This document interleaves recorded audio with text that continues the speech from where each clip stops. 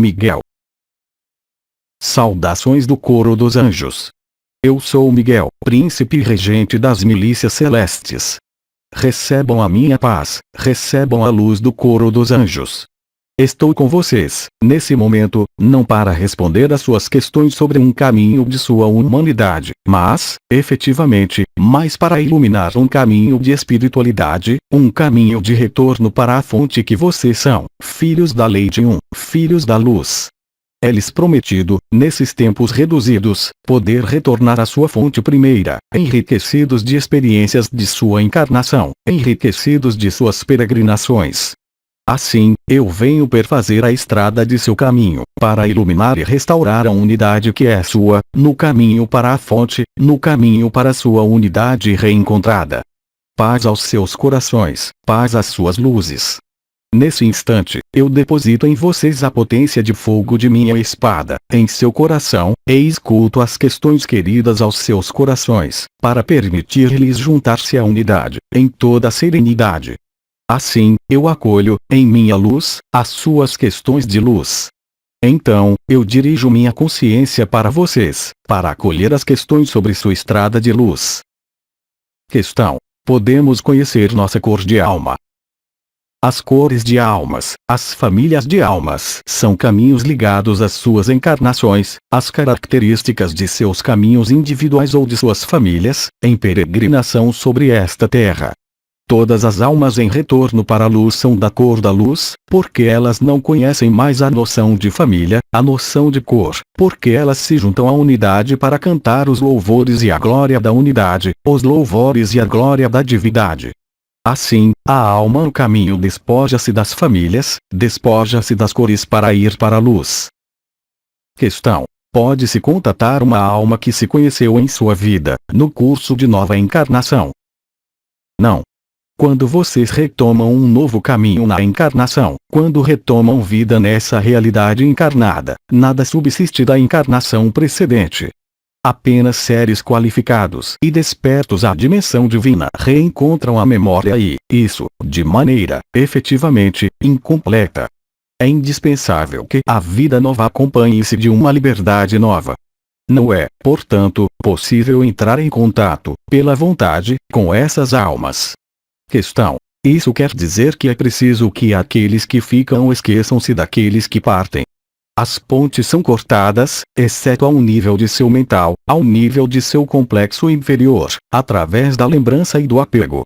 As leis espirituais impõem, nos planos kármicos nos quais vocês têm vivido, que haja dissolução total, para a alma que volta rapidamente e que seja suscetível de reencontrar entidades presentes na vida precedente, para não serem submetidas a qualquer aproximação energética, afetiva ou espiritual, exceto em circunstâncias precisas nas quais uma alma viria encarnar-se no mesmo meio familiar que ela acaba de deixar. Isso é excepcional. Dito em outros termos, os karmas que vocês têm a assumir, em relação a uma entidade liberada desse plano no qual vocês vivem ainda, não têm lugar de ser em sua própria vida, mas são reportados a uma vida ulterior, na condição de que haja uma. Qual é a alma, entre vocês, que tem a mínima lembrança de sua última vida e de laços que foram estabelecidos, independentemente, mesmo, de lembranças? Então, por que vocês querem que uma alma que se reencarna mantenha os vestígios de um laço, tão forte e positivo que ele tenha sido?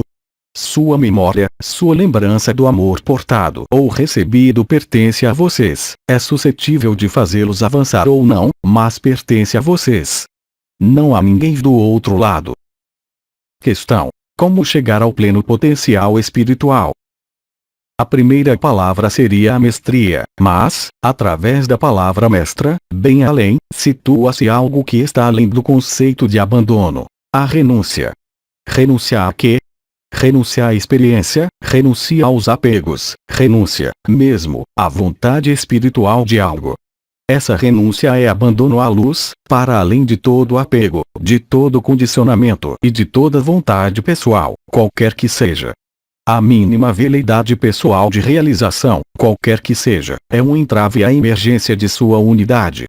Esse é um caminho rude, abrupto, que não pode fazer-se nem em uma vida, nem em 1000 vidas, que apenas pode fazer-se após uma maturação importante da alma, durante um ciclo completo de encarnação nessa dimensão, durante mais de 50.000 anos. E ainda, ao fim dos 50.000 anos de experiências, apenas uma ínfima proporção de almas é capaz dessa renúncia.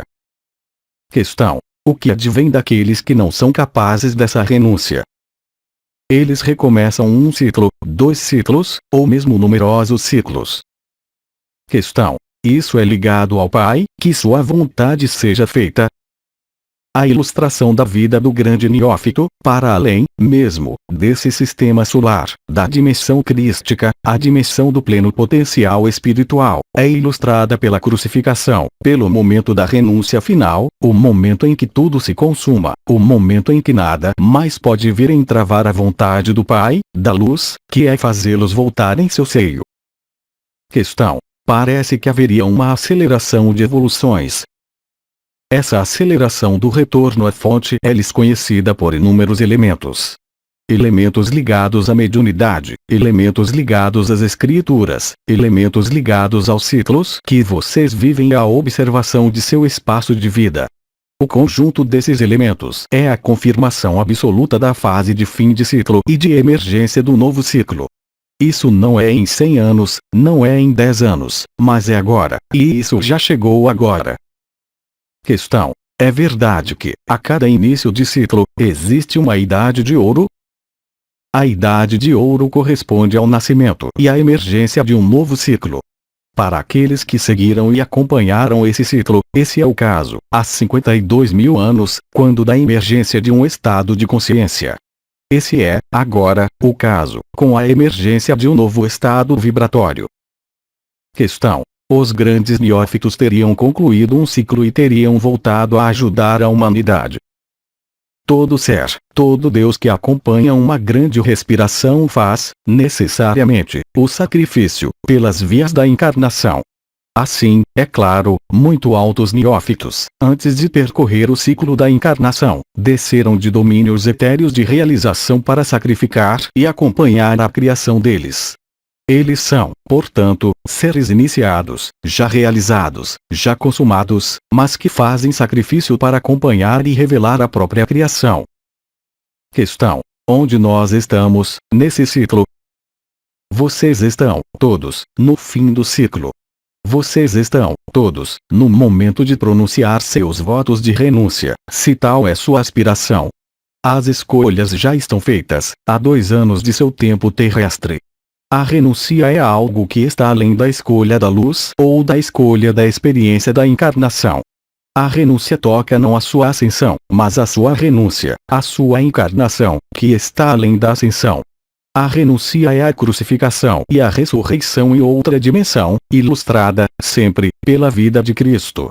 Não se trata da escolha entre a sombra, a luz, a encarnação ou a ascensão, mas da renúncia a um estado para aceder a outro estado. Isso é possível nesse fim de ciclo também.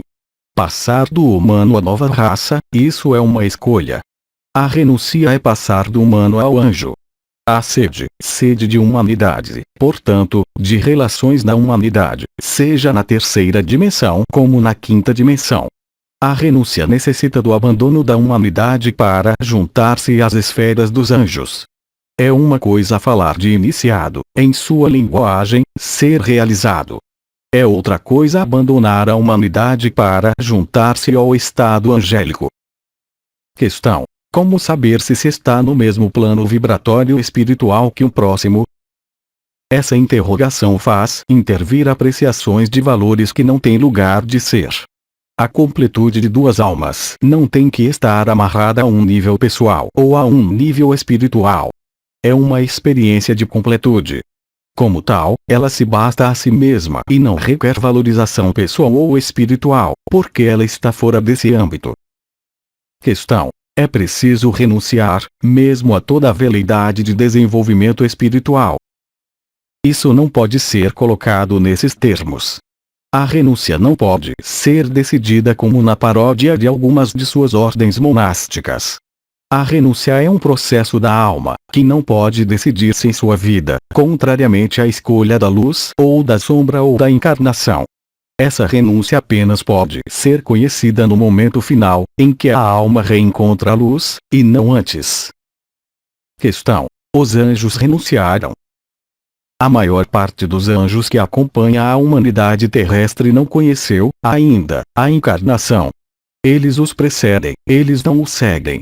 Haverá, também, para alguns deles, uma forma de renúncia e, no caso deles, uma renúncia à unidade, para experimentar a multiplicidade. Questão: haveria como que uma troca entre os anjos e os humanos?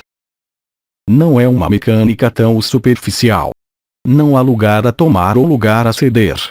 A posição dos anjos que vem do humano e a posição dos anjos que não conhecem o humano, estritamente, nada tem a ver. Questão: o que é de suas milícias celestes? Elas não são constituídas de humanos. Elas são constituídas de entidades ditas biológicas, que evoluem na terceira dimensão, mas desprovidas de qualquer emoção e, portanto, de qualquer atração reativa em função de um humor. Essas milícias são chamadas anjos do Senhor, ao mesmo tempo não sendo anjos, tais como sua humanidade concebe-os. Vocês concebem os anjos como seres etéreos sem corpo. Questão: e o que é dos anjos guardiões? Anjos que estão em vias de humanização. Eles desposam as vibrações pesadas de homens encarnados, fazem a experiência da vibração ou emoção, preparando a própria renúncia à divindade. Questão: isso significa que eles conhecerão a encarnação, depois, o retorno à unidade? Em alguns casos. Questão: nós fomos anjos? Isso não é uma generalidade. Para alguns, sim, para outros, não. Vocês seguiram o caminho da humanidade em outras vibrações, não, necessariamente, sob a forma angélica. Não há regra que vocês possam extrair daí. Questão: poderia esclarecer seu papel?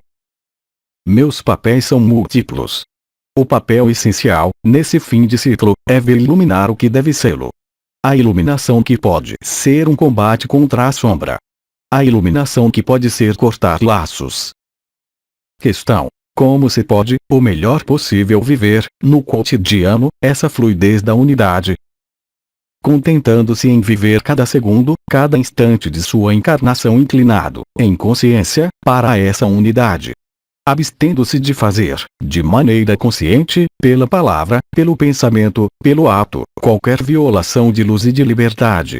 Respeitando a liberdade, respeitando a luz e a vontade de cada alma na humanidade, na encarnação. Extraindo-se da dualidade, do julgamento. Extraindo-se do pensamento da influência de seus atos e de suas ações. Agindo no instante, pela luz e para a luz e não para qualquer resultado. Agindo no sentido da graça, da unidade. Estando em acordo com o que vocês são. Não enganando, pela palavra, o olhar ou o ato, não traindo, pela palavra, o olhar ou o ato, o que vocês são. Questão: o que você chama de sentido da graça? O sentido da graça é a lei de ação feita, não para provocar uma reação, mas uma ação feita para provocar a graça. Toda ação que vocês fazem para provocar uma reação, mesmo se ela seja positiva, afasta-os da graça, afasta-os do amor, afasta-os da unidade. Questão: poucos indivíduos podem viver assim, portanto, quase nenhum humano poderá juntar-se a essa unidade. Haverá ainda menos humanos a juntar-se à renúncia, a mudar de estado. Haverá poucos humanos que acederão à ascensão. É a lógica. Porque isso demanda uma maturidade não de encarnação, mas de alma, o que é diferente. O número importa pouco, assim como os anos importam pouco. A certo estágio, a imortalidade e a eternidade são o lote cotidianos das formas de consciência. Questão: qual é a iluminação sobre a ascensão com ou sem o corpo? A ascensão possível com ou sem o corpo. A ascensão é diferente da renúncia. A ascensão, com ou sem o corpo, leva-os a uma humanidade transcendida de quinta dimensão. A renúncia os faz colocar em outro estado evolutivo, que nada mais tem a ver, de perto ou de longe, com a humanidade. Questão: como se faz a diferença? A escolha de alma ou as contingências corporais? Um ou outro. Um ou o outro. Questão: você tem preconizações para prosseguir nosso caminho o melhor possível? Procurem verdade de ato, de olhar, de ação. A verdade, a consciência, a luz são essenciais ao bom desenrolar do que vem.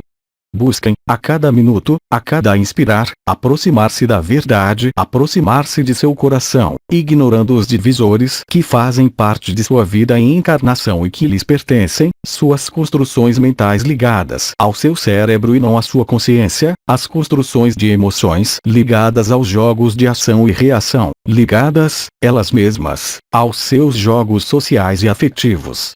Encontrem a fonte, lugar de serenidade e de unidade em seu centro e seu coração. Não atribuir importância ao que acontece no exterior, mais do que o necessário. Recorrer, o mais frequentemente possível, ao recolhimento interior. O recolhimento interior não é oração, não é meditação, mas é estar em acordo com todas as suas dimensões. Vocês agem para a luz, em ação de graça, ou agem na reação? Será tempo, agora, filhos da lei de que eu deixe esse envelope. Eu lhes aporto a chama violeta no desejo de paz. Sejam abençoados. Sejam unificados, agora. Aos 3 dimensões, 29 de setembro de 2007.